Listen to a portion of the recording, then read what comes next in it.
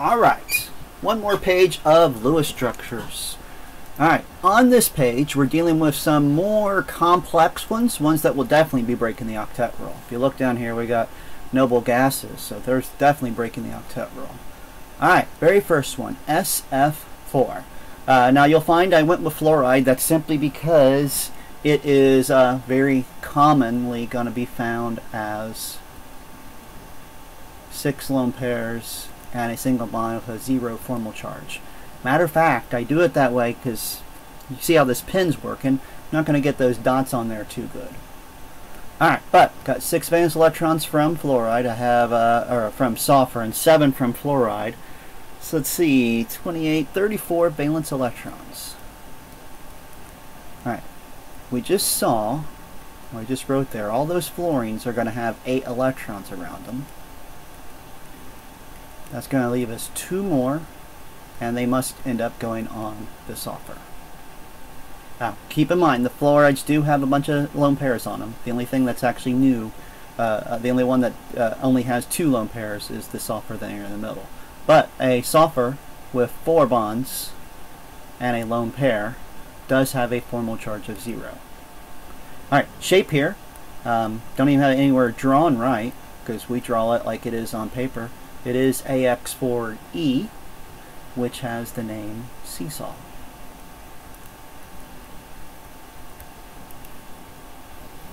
And it is a polar molecule. All seesaw molecules are.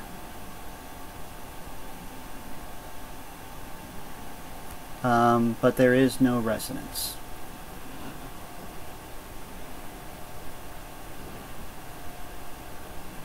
Alright, next one, xenon tetrafluoride.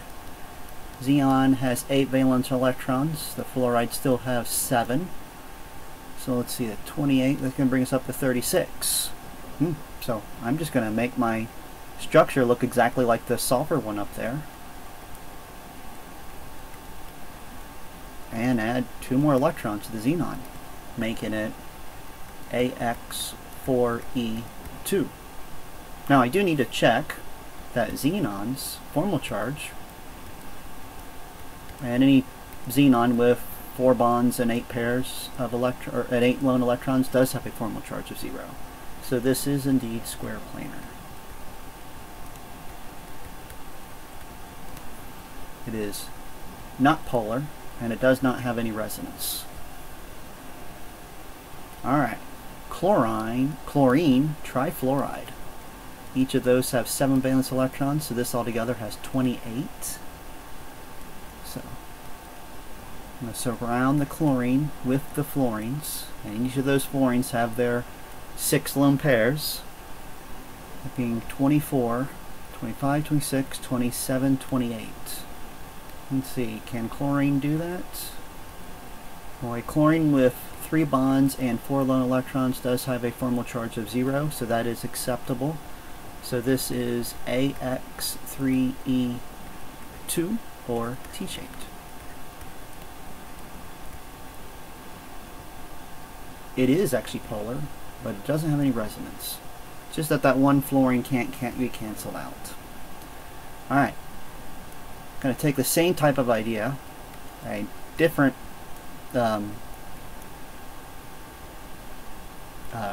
noble gas, or different halogen with the fluorides. Let's see, this is going to be 42 valence electrons.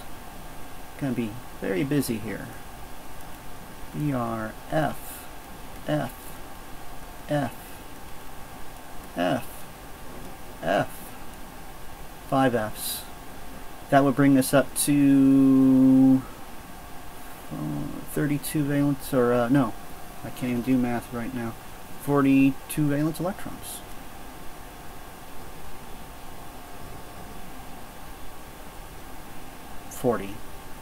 That would bring us to 42. Which is good, because a bromine with 5 bonds and a pair of electrons would have a formal charge of 0. This is AX5E, or square pyramid.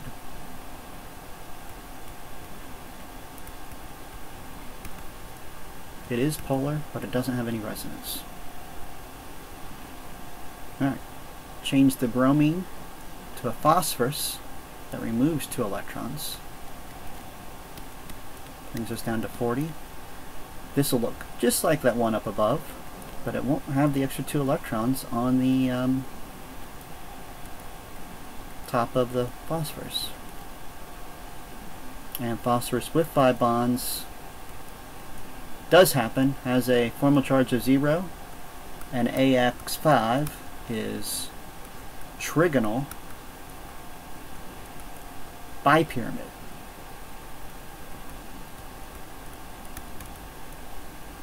Not polar, no resonance. Ooh, 6 fluorides now. That should be a 7. So 7 times 6 is 42, 48 valence electrons. Gonna take our sulfur, surround it with all 6 fluorines. That would bring us right up to the 48 valence electrons.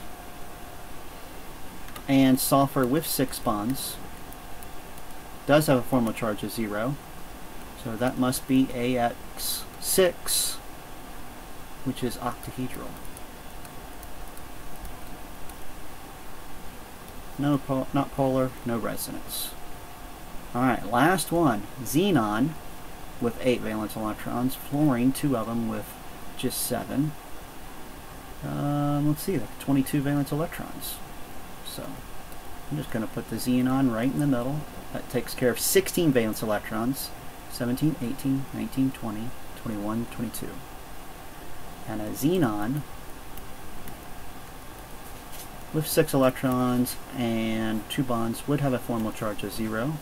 So AX2E3 it is, which is linear. Because it's linear, it's not polar, and it does not have any resonance.